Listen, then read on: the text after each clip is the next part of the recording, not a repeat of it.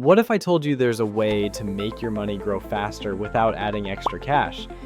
That secret is reinvesting your profits, a simple but powerful move that helps your wealth build on itself through the magic of compound growth.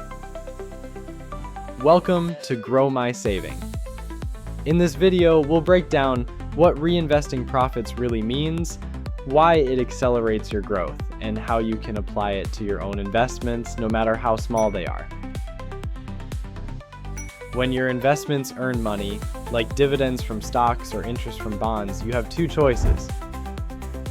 You can take that money out and spend it, or you can reinvest it back into your portfolio. By reinvesting, your profits start earning their own profits. That's the essence of compound growth. Your money making more money over time.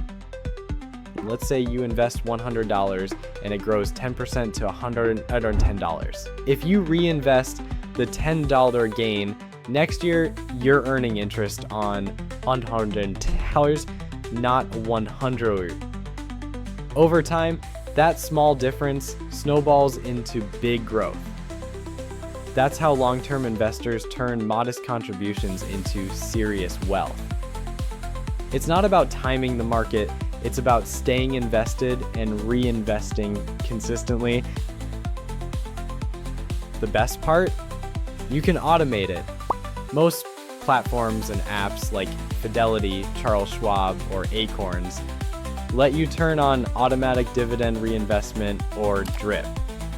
With this setting, every time your investments pay out, they automatically buy more shares for you. No extra effort, no missed opportunities.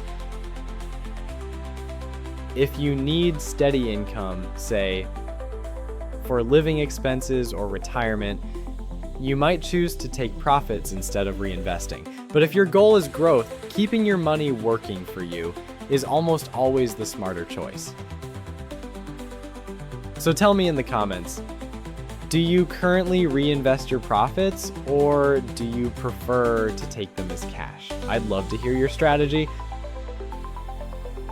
To recap, reinvesting profits is how small investments grow into big results.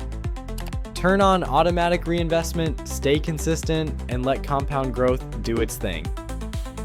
Thanks for watching Grow My Saving. Don't forget to like, subscribe, and hit the bell for more investing tips.